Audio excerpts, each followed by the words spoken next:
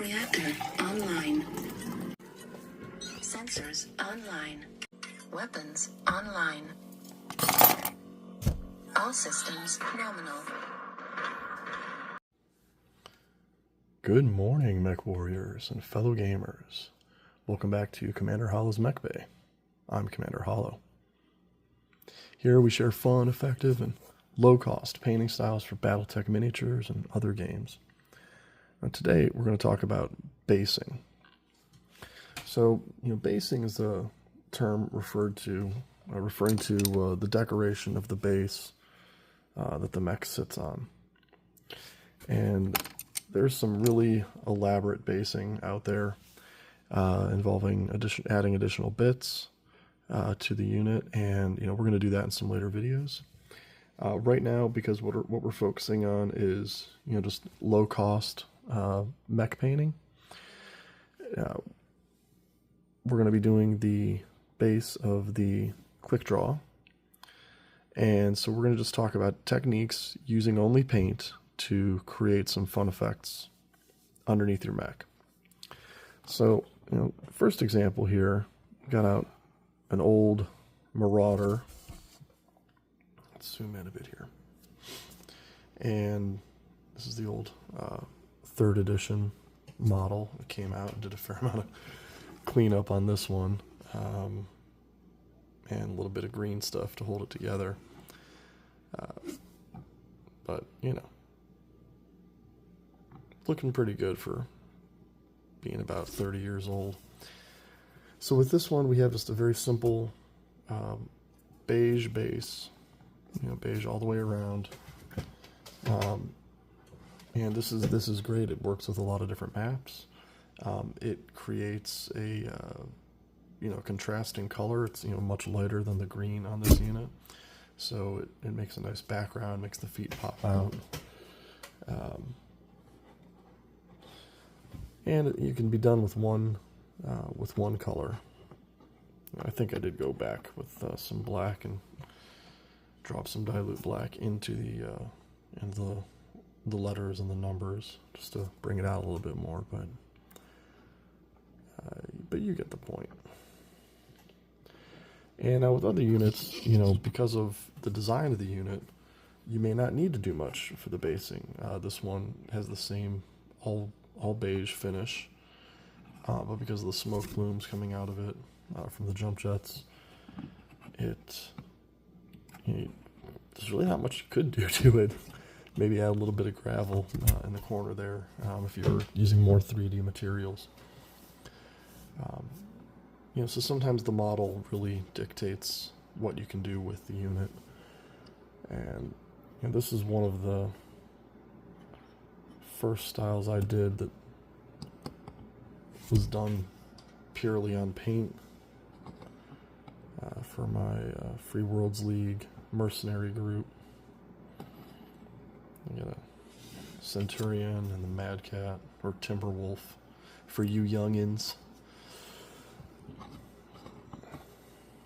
That's always going to be a Mad Cat to me.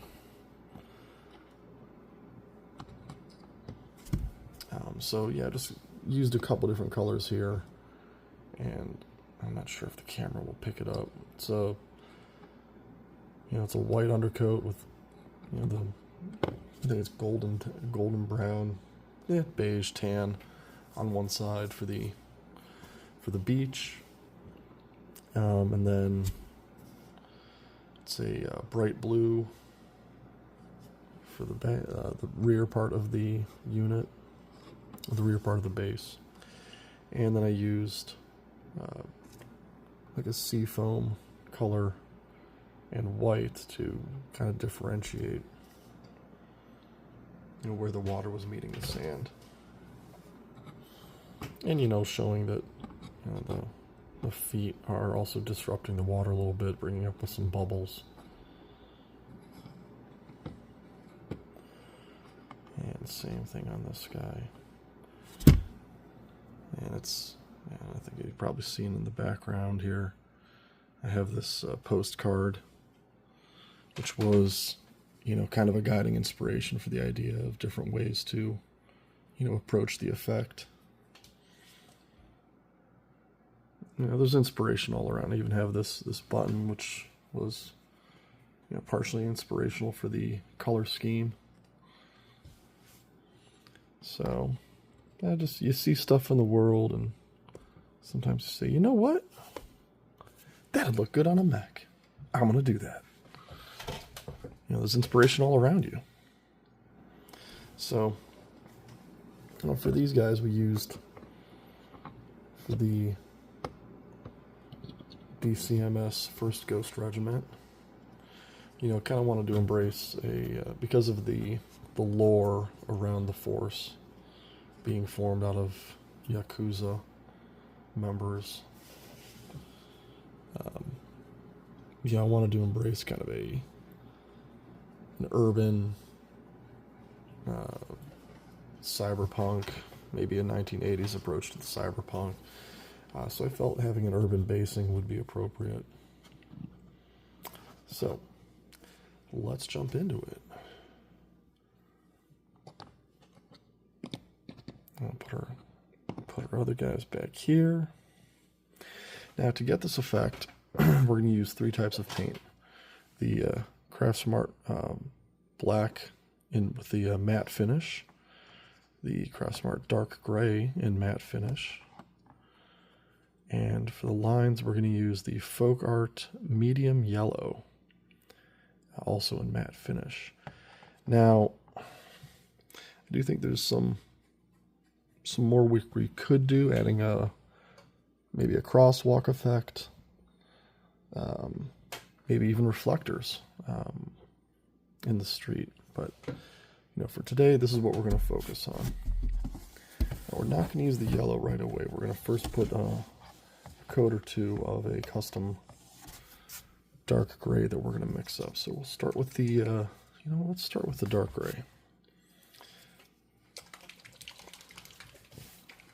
Now, normally I prefer to use pre-mixed colors and just use that color. I don't often mix paint, only because if we are going to, you know, try to have the same effect on different units, you don't always get to paint everything in the same session.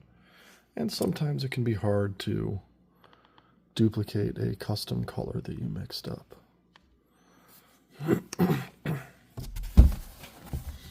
You know, for that, I would just say, you know, go slow. And, you know, it's a road, so if there's a little bit of variation in the coloring on the road, I don't think that's going to be that big of a deal. All right, so to start, we're going to take, you know, let's talk about the tools we're going to be using today. We have, we're going to use our custom, or trusty old mixing brush. We're actually going to do some painting with this today. I really like this brush for bases. I also have this kind of a more medium length brush. It makes a nice fine, kind of a knife edge almost, once it gets going. We're going to use that for the striping. And also for the striping, we're going to use some sticky pads that we're going to cut down, like Post-it notes. And then we're going to cut these down, and because they've got a nice straight edge, and the adhesive on them doesn't leave any residue. So we're going to have some fun with that. All right, so to start, we've got our paint here together. We're going to moisten up the mixing brush, and we're going to mix this up here. And you know, it's probably about, I want to say it's probably like 5 parts of that light gray to 1 part of the black. That black really brings the color down quickly. And just mix it up real good. Give it a spin. We'll see how it's working. There we go. And with this, you know, I usually like it. You know, again, we want it dilute enough that the paint will go where we want it to go, and it won't necessarily run to anywhere else. And let's go ahead and zoom in. Now, the reason I like this brush for basing is when you lay it down flat, kind of come at an angle on this thing, and it lays down, it gives you some nice coverage, and it allows you to get just up underneath the feet without having to worry too much about getting it on the feet. Take all that time on the paint job with your guy, with whatever mini you're working with, and then all of a sudden it comes time for basing. Oops, nicked the foot. Got to get out the old paint and clean up the unit.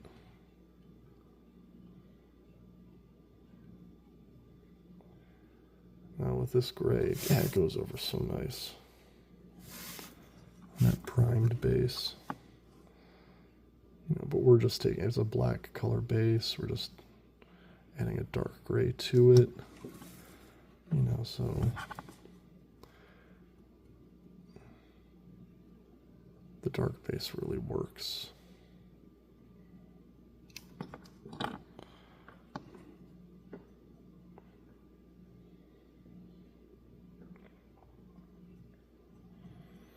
And, I know in some cities you have kind of a lighter concrete look. Part of the reason I wanted to go with a dark gray, more like an asphalt sort of look to the road, even though, a 100-ton mech, or, what is a Quickdraw, like 55 tons? I don't know, remind me in the comments. That's a lot of weight for asphalt. They would probably be squishing it down, cracking it. And so that's something you could do if you wanted to give the implication that the weight of the mech is affecting the roadway. You could get out your fine detail brush and draw some cracks in there. I don't know, maybe that's something we should do. Part of working on your scheme, sometimes it changes as you go. You start working on something, get another idea, and suddenly you're like, oh, I'm gonna go back, I'm gonna do that to all my little guys.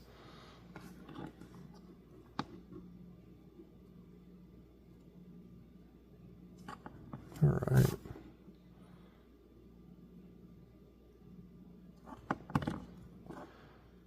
So I think we got some nice even coverage.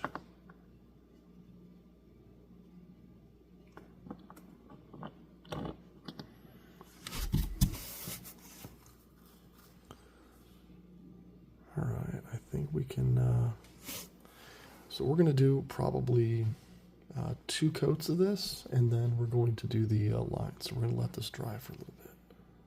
So we'll be right back.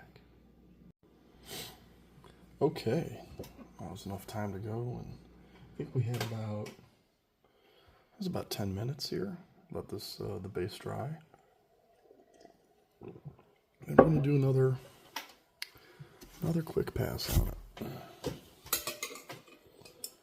Alright.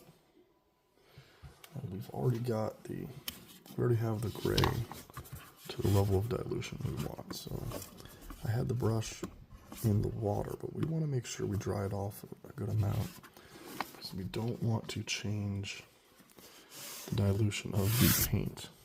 We want to keep it where it is.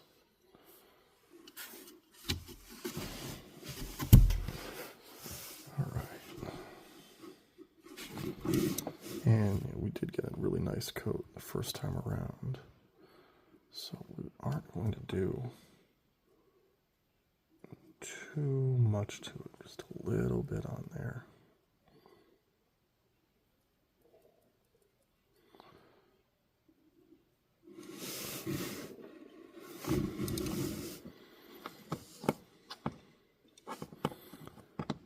I think we really got these sides pretty well.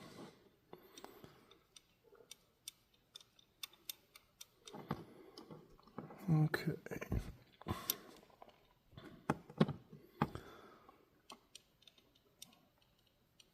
Yeah, this stuff just coats from it very nicely.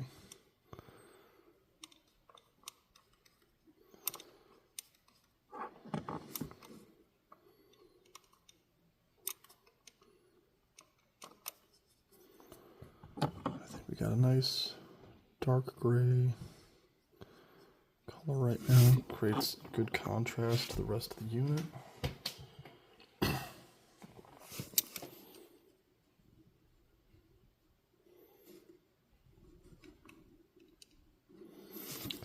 Alright, now I'm going to give that a few minutes for that to dry. While we're letting it dry, we'll go ahead and prepare our post-it notes for masking. Now we're not quite done with the gray yet. We're going to be using that one more time. Okay. So I'll just move him out of the way here. All right, now we're going to get 2 post-it notes here. And the goal is for these to go, there we go.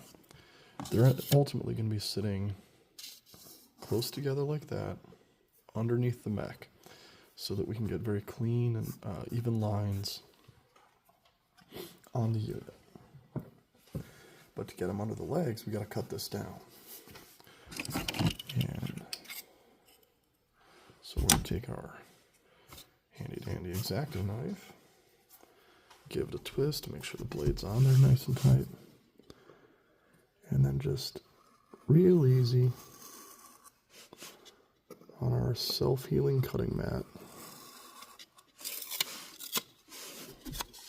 Now, you can notice, you can tell, I mean, it's not important that you make, you know, a perfectly straight cut, because what we're relying on is the outside edge of the post-it note.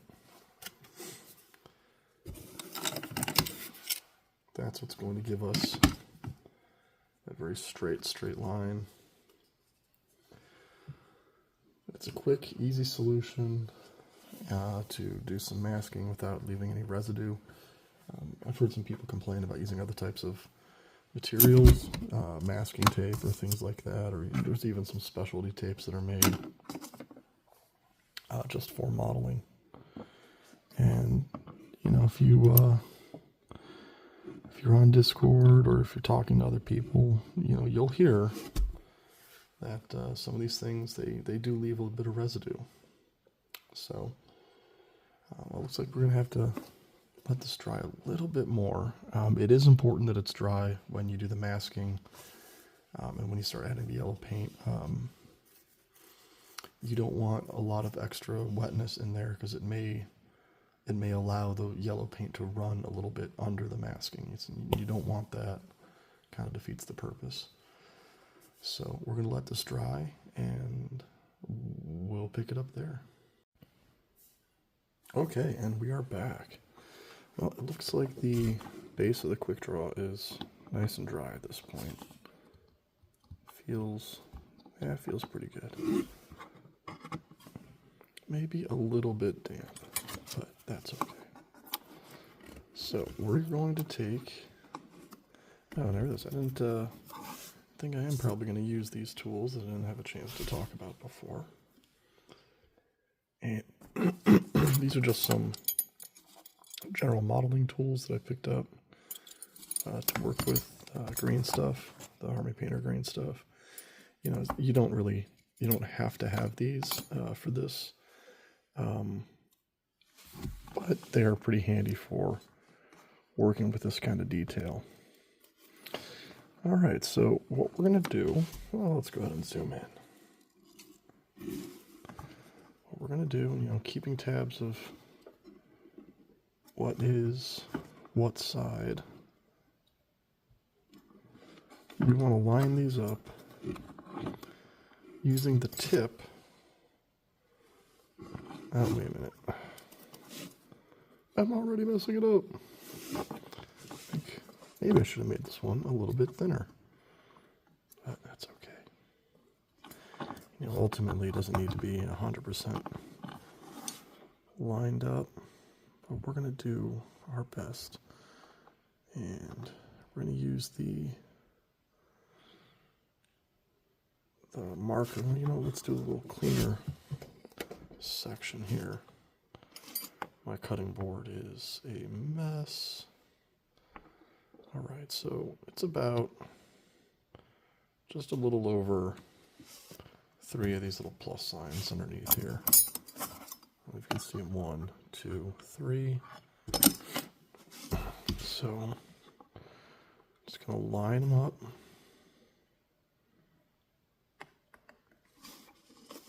On the line. You know, I think we are going to cut this down a little more.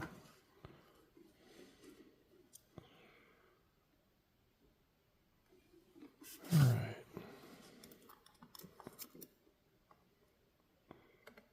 So we're going to put this down. And for this, you can use the back of a brush. Just really want to push it down, give it a little extra nudge onto the material. To have a nice tight grab on the base. Now we're going to cut down this one a little more.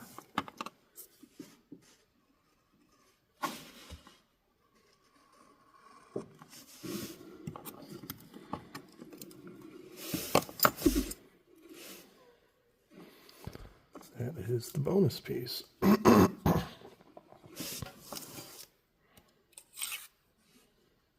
Sometimes it helps to have a bit of a wonky cut because, you know, since you're not using the cut side, a good use for the cut side is to use it to identify. You know, if it's a wonky cut, it'll tell you, hey, other side, dummy.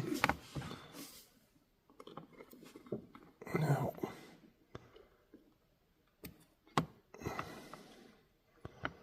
it's a little tricky. Especially if you got big, clumsy fingers like me. And now this, I'm going to go ahead and use the side of this thing here. Just make sure we got it on nice and tight.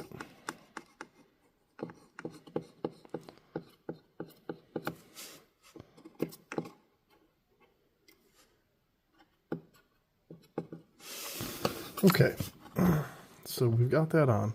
Now, first thing we're going to do, we'll take our little fan brush, or I keep saying fan brush, our little medium length brush here, and we're going to get a little bit of the gray. What we're going to do is paint right over top of this, and the purpose of this is so the gray will act as a bit of a seal to seal the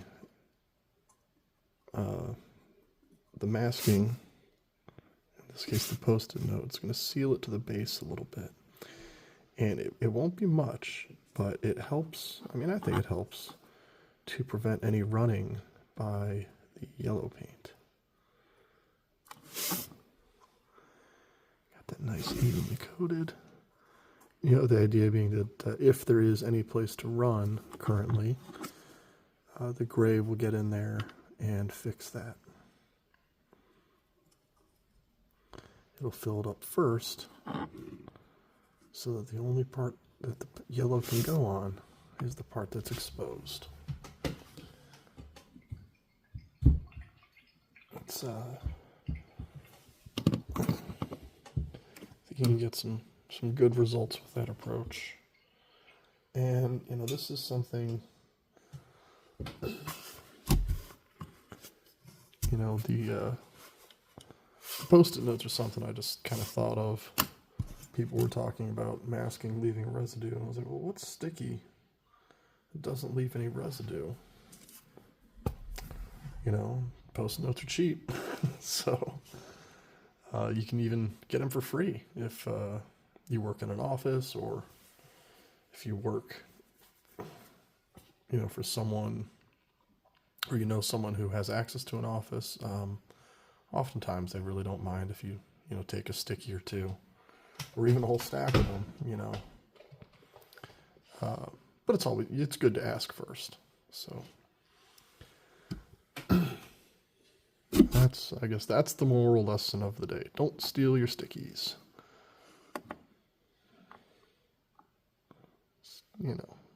So I can tell this is probably not 100% straight, but that's okay.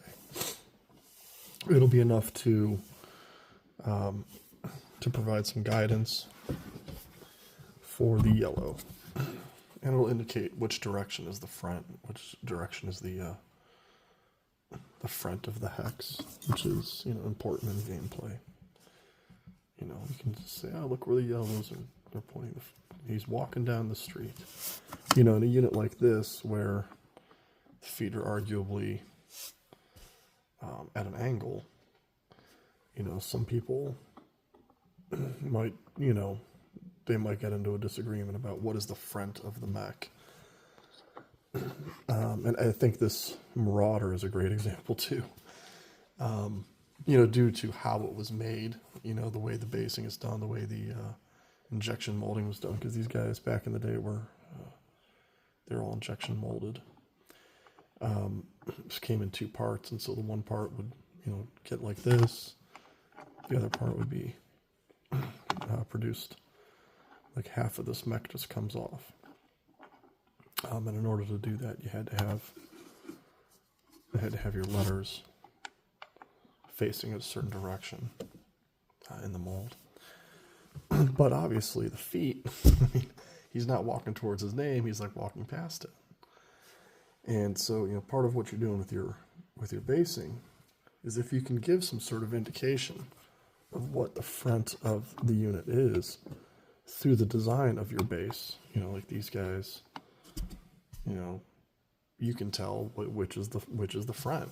You can tell which is the back.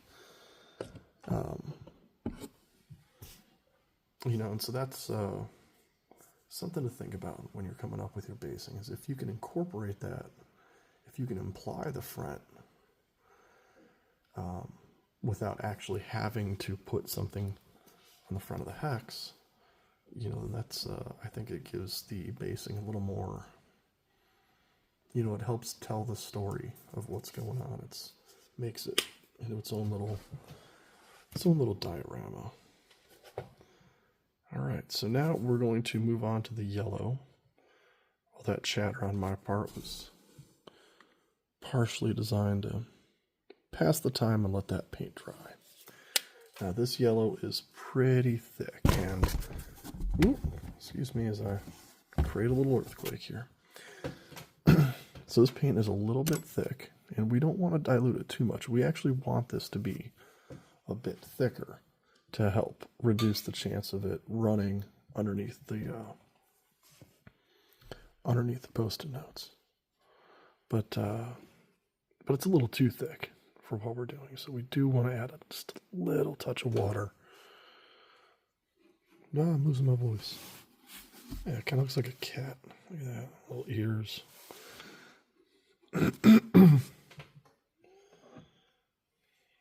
Mixing that up. Coffee break.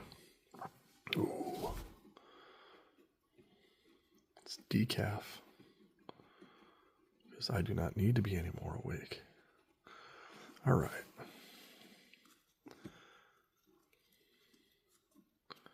I think we got a pretty good consistency. Now, if you've worked with yellow paint, you'll know that oftentimes you'll have to do more than one coat to get the desired coverage you're looking for. And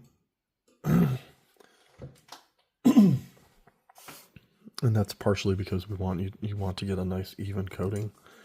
You don't want to have to glop it on so that it doesn't dry correctly. All right, let's zoom in. All right, dudes, hang back. Okay. Now we're gonna take our medium length brush here that we were just using for the gray. We're going to get a little bit here.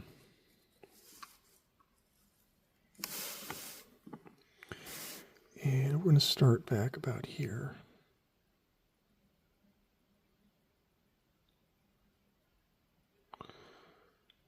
And we're just going to eyeball the length of these.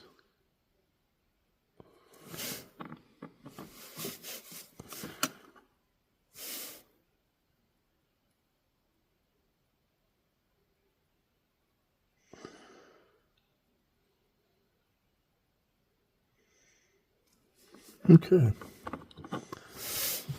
so that's one.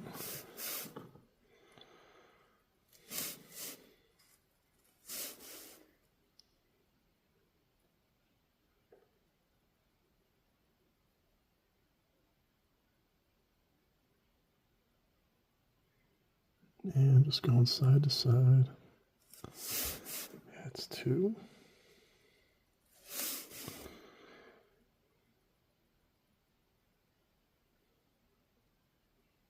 And just real lightly side to side.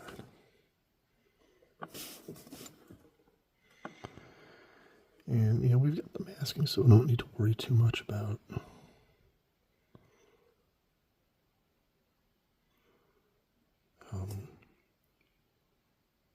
there we go. About the width of them. It really frees you up to focus on, how long you want to make each line. How long you want to make the space between them. We could get more technical and probably do more masking on the inside, but there's a thickness to Post-it notes. There's a thickness that I don't think it doesn't really stack up too great.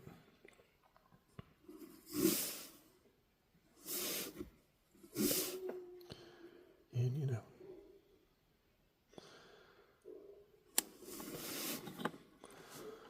all right. So that is the first there. Okay, let's do another coat on this yellow.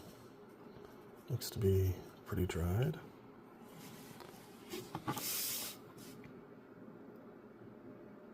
Now I will say that this is a different paint than I used for the other two units here.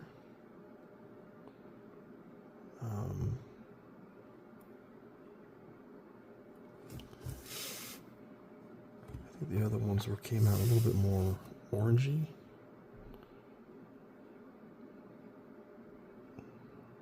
Orangey. Well, that almost sounds like a bad word. Or a very good word, depending on your point of view.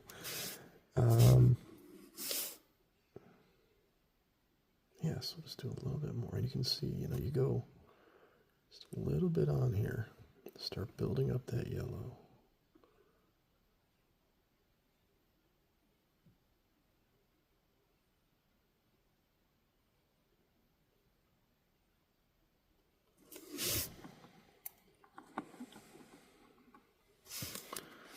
Ouch.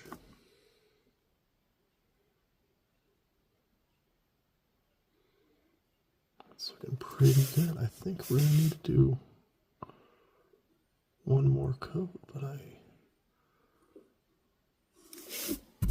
like how this is coming along. Okay.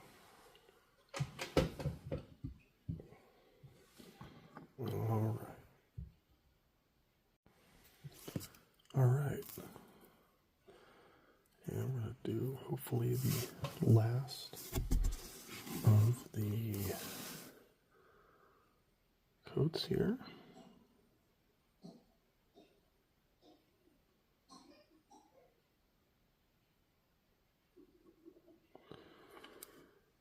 I do recommend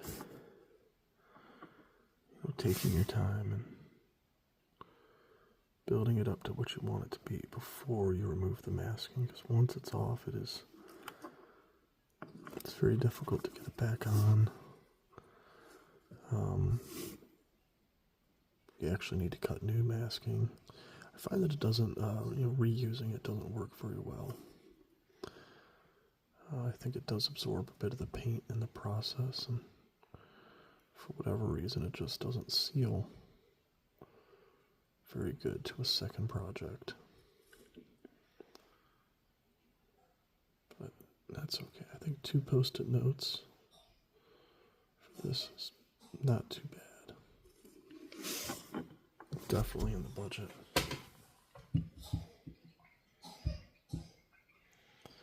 And I think that's good. I think we've got a good amount of yellow built up here. So let's go ahead and remove the masking. And be very careful.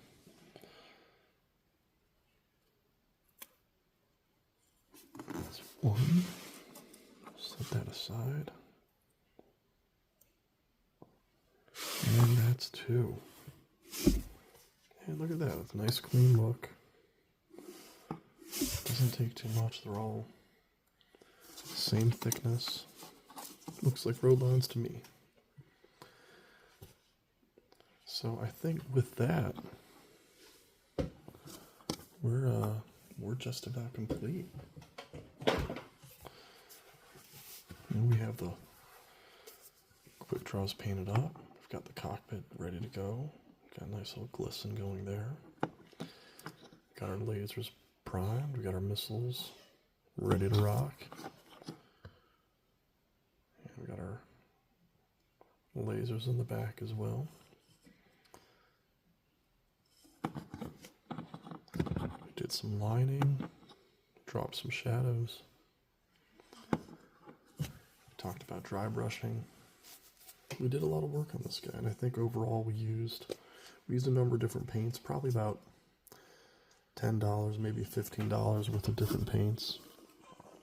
And that's just your initial cost. You know, that's not the total of what you spent on this. That's just what it takes to get set up.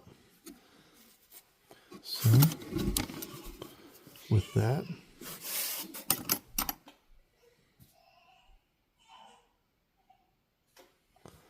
I can hear my daughter's getting a little fussy, so we may have a family emergency soon here, but I think we've got it. I think we've got this guy done. So we're going to finish off. You know what? Let's use the fine one. Let's use the fine brush for this. I'm going to finish this off here. I grabbed the wrong brush.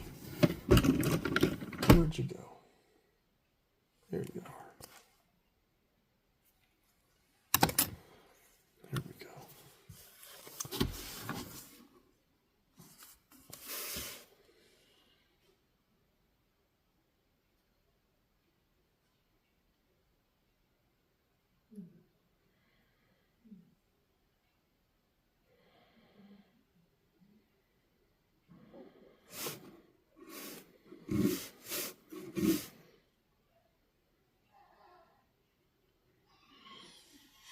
And there we go. And with that, I think we got the unit done. Thanks for joining me. Hope you had a good time. I've really enjoyed painting this. We'll catch you next time.